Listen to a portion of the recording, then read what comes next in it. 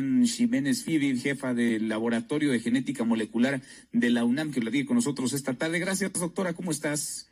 Hola, ¿qué tal? Muy buenas tardes. Gracias por la invitación. Buenas tardes. Al contrario, gracias por platicar con nosotros. Pues, ¿qué tan domada está la curva, la pandemia de COVID-19 en nuestro país? ¿Podemos afirmarlo? ¿Podemos incluso negarlo? ¿Qué tanta información tenemos para decirlo? Lo que se puede afirmar es que no se ha domado, si es que ese es el término que se quiere utilizar, ¿verdad? Uh-huh. Es decir, no hay ningún indicio de que nuestra curva epidémica esté en un periodo de descenso, ni siquiera pues de estabilización. Entonces, hay cosas que sí se pueden asegurar y otras que no. Lo que no se puede asegurar es en qué parte del ascenso vamos. No se puede asegurar en qué parte de la curva, digamos, del ascenso. Se puede asegurar que estamos en el ascenso, sin duda. Se puede asegurar que no está domado, ni siquiera cercanamente domado, ni solucionado, ni el problema, ¿no? Okay. No se puede saber en qué punto del ascenso estamos, eso sí. Entonces, seguir con este despropósito de quererle poner una fecha al pico, pues, el doctor López-Gatell es una persona muy bien preparada, que sabe bien su profesión. Ajá. Entonces, él sabe perfectamente que miente cuando dice que le puede poner una fecha al pico. Mire, nada más vamos a decirlo claramente.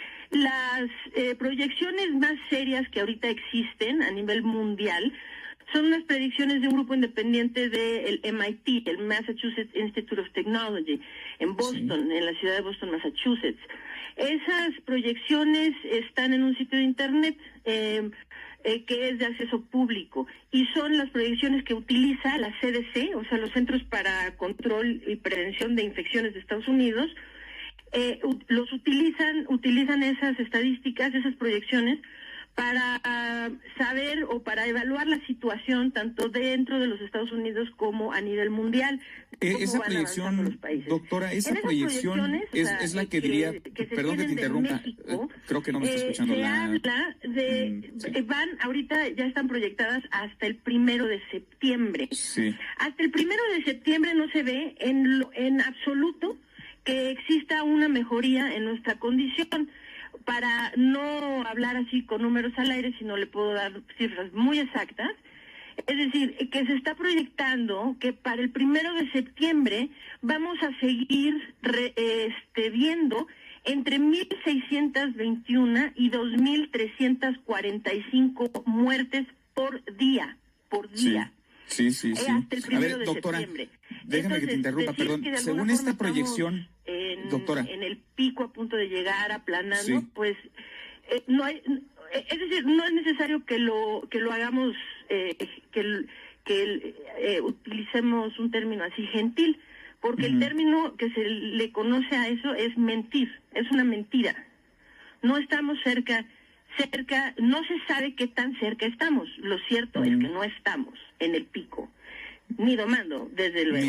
Ni domando. Ahora, doctora, según esta proyección, el punto más alto de la curva de muertes diarias en México ocurriría el 10 de agosto y el punto más alto de la pandemia con el mayor número de infecciones nuevas estimadas sería el 22 de julio. Estamos, pues, a años luz de eso. Estamos hablando de 2 meses. Pero según estas estimaciones del MIT, el punto más alto ocurre más o menos entre el 9 y el 10 de agosto. Pero hasta el 1 de septiembre, pues no hay una disminución importante en el sentido de que se establece como un tipo de meseta, y si todavía estamos hablando de más de 1,500 muertes al día, pues digo, hablar de domar, pues eso no es domar, ¿verdad? Aquí nos escandalizamos esta semana, un día que tuvimos 501 muertes reportadas en un día. Pues vamos a llegar al punto en el que estemos viendo más de 2,000 diarias si seguimos en este camino. O sea, estas curvas epidémicas, lo que creo que a la audiencia, a la gente en general, no le queda claro, es por qué estas curvas epidémicas, los modelos, ¿sí? Están todos basados en modelos epidemiológicos, simples, la mayoría, las que nos presenta López-Gatell son modelos epidemiológicos simples que se conocen como SIR, son modelos basados en el número de personas susceptibles, infectadas y recuperadas. Entonces, si ve, pues la curva sube y llega a un punto alto y después empieza a disminuir. Pero el modelo matemático asume que algo sucede en el punto alto para que empiece a disminuir, ¿ok? Entonces, esto no se da nada más como por obra de magia o como que esto es una cosa natural. Si no se hace algún tipo de intervención o ocurre alguna situación que haga, que obligue a que la curva disminuya, pues la curva se puede seguir yendo, porque vamos a decir, pues estamos hablando de cientos de miles de infectados ahorita, ¿no? Sí. De decenas de miles de infectados ahorita. Algunas estimaciones muy buenas hablan que en la realidad somos como 2 millones de infectados. Pero pues si nos ponemos a pensar que somos 127 millones de mexicanos o más, pues bueno, esto se puede seguir yendo lejos, muy lejos, si no se aborda algún tipo o se toma algún tipo de intervención. Entonces, cuando se habla de intervención, se habla, o sea, las únicas intervenciones posibles para que la curva baje es que se produzca una vacuna. Ahora, no nos engañemos, la vacuna no va a venir, si nos va muy bien, si es que nos va bien, vendrá a mediados del año siguiente, ¿ok? O bien que se introduzca un tratamiento. Un tratamiento podría venir antes, vamos a decir, tal vez a finales de este año, principios del siguiente, pero faltan muchos meses todavía para eso. Sin duda. Y otra intervención que puede hacer es hacer contención. La mitigación, a la gente le necesita quedar claro esto. La mitigación sirve para cambiar la pendiente de la curva, a ver si esto me lo entienden. Es decir, que en lugar de que la subida sea muy vertical, se hace menos vertical, es decir, se hace un poco más diagonal, queriendo decir que se da menor número de casos o de defunciones, como quieran graficarlo, por día, cada día, ¿ok? Entonces, sí, se hace como más inclinada la curva, pero la mitigación sola no hace que la curva descienda. La mitigación no es una estrategia que permite el descenso de la curva. Lo que permite nada más es hacer la pendiente de ascenso, de elevación, más inclinada, menos vertical, digamos. Entonces, pues para que en realidad lleguemos a un pico donde se estabilice y después comience a bajar, necesita haber una intervención. El modelo SIR asume que las personas que se infectan entonces adquieren inmunidad y de ahí que comienza a bajar la curva. Ahora, pues bueno, los números que tenemos ahora pues son espeluznantes porque sabemos que a pesar de que una proporción muy importante de la población ha sido infectada, los estudios serológicos revelan que una proporción muy pequeña de los infectados tienen realmente inmunidad protectora. Entonces, vamos a verlo muy simple. Para esta infección de la que estamos hablando, COVID-19, es necesario que más del 70% de nuestra población estuviera fuera inmune a la enfermedad para que se pudiera empezar a dar una disminución de esa curva de forma natural. A ver, doctora, déjeme interrumpirle. A ver, claro.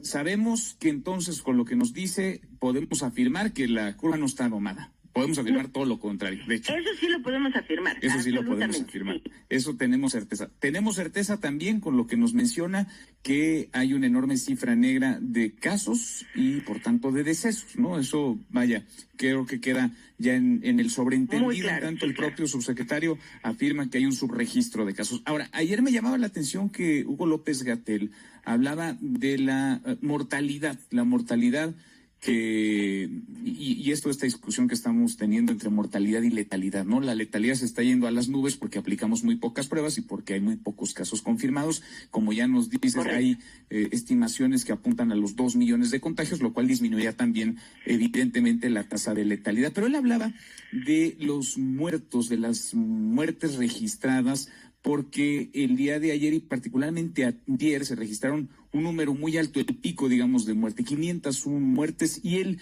no sé si hacía malabares, no sé si tiene razón, te lo pregunto, doctora, al momento de explicar que esas muertes no ocurrieron, él dice que no ocurrieron ese día, sino que los estados reportaron de acuerdo con resultados del laboratorio. Presentó toda una gráfica en donde esas muertes se repartían entre los días anteriores. Sí, a ver, esa pregunta, de hecho, hizo algo muy extraño y creo que se metió en camisa de 11 varas tratando de contestar esa pregunta de una forma muy absurda, ¿no? A ver, hay parte de cierto en lo que dijo y hay parte de falso en lo que dijo. Ok, lo que es cierto es que las cifras, o sea, tenemos números, la Secretaría de Salubridad compila números de tan pobre calidad que tenemos subregistro de casos porque no se hacen pruebas. Tenemos subregistro de muertes por la misma razón y por otras circunstancias que ya muchos diarios internacionales han señalado. Encima de todo, tenemos un rezago impresionante de datos. Yo recomiendo a la audiencia revisar un artículo que se publicó en la revista Nexos hace como 3 semanas. Sí. Los autores son Jorge Andrés Castañeda y Sebastián Garrido. Ellos hacen un análisis estadístico bien interesante, en donde ven cuántos casos, tanto casos como defunciones, se reportan en las conferencias de prensa vespertinas diario, ¿no? Entonces vamos a decir, ese día que se reportó 501, no es que ese día hayan muerto 501 personas. Ese es el dato que tenían a mano para ese día, ¿sí? Esas 501 representan, parte de ellas son las que murieron ese día y parte son las que murieron en otros días que no se habían registrado.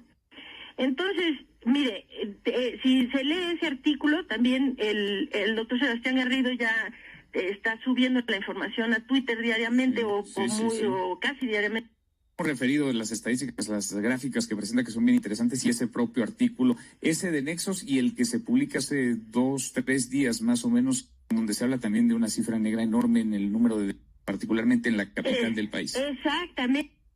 Lo que tienen que entender es esto, que pues sí, es que el rezago es de más de 3 semanas. Sí. O sea, hay muertes que se dieron en abril que todavía no están registradas en la base de datos. Uy. Y que pasado mañana a lo mejor van a sumarle más muertes, datos que se reportaron en la conferencia de prensa del 14 de abril, vamos a decir. Sí. Entonces, en parte tiene razón. Lo que no tiene razón es esto. 501 personas han sido antier o cualquier otro día. O sea, entonces, querer disculparlo como no fue un día muy grave, pues todos los días van siendo graves cuando estamos sumando la cantidad de muertos que tenemos ayer, que ya rebasan 8,000. Entonces, todos los días son graves. Y si las 8,597 personas que murieron, ¿qué día? O sea, bueno, lo cierto es que ya murieron 8,597 personas y esto es una verdadera tragedia, ¿no? Entonces, y bueno, peor día, pero pues el señor se metió en camisa de 11 varas, porque al hacer eso también está admitiendo que la base es tan deficiente que tiene rezagos hasta de más de un mes. Entonces, bueno, pues no sé qué es peor, una cosa o la otra. Yo creo que ambas, todas son terribles, ¿no? Más cuando se porque están tomando en una decisiones situación con de base en esa emergencia como la que estamos viviendo, es decir, información que ya tiene 3 días de atraso ya no sirve. Se tiene que tener la información así, al día, como se hace en todas partes. Se tiene siempre un pequeño rezago, que puede ser 24, 48 horas, desde luego, ¿no? En lo que se da aviso, en lo que se captura, en lo que se notifica, en lo que bla, bla, bla. Pero tener un rezago que rebasa 48 horas, pues ya es grave. Pero si decimos que puede ser de más de un mes, bueno, pues no sé. O sea, si los epidemiólogos no se dedican a llevar buenas estadísticas, yo me pregunto a qué diablos es que sí se dedican, porque se supone que por lo menos eso lo deben poder hacer bien. Pues sí, uno esperaría y más cuando es con base en esa información, en esas estadísticas, en esos datos que ahora se enviará a la gente ya a la reapertura, a las calles, que es con base en esas estadísticas, en esos números, con base en los que se habla de haber domado la curva, que ahora nos queda clarísimo después de escucharte, doctora, que esto pues no está ni cerca de haberse logrado. Te agradezco mucho estos minutos. Al contrario, ha sido un gusto. Ojalá que la información sea de utilidad para la audiencia. Muy útil, gracias, muchas gracias, muy útil y muy ilustrativa. Además, la doctora Laurian Ximénez Faibi, la jefa del Laboratorio de Genética Molecular de la UNAM, Rocío Méndez.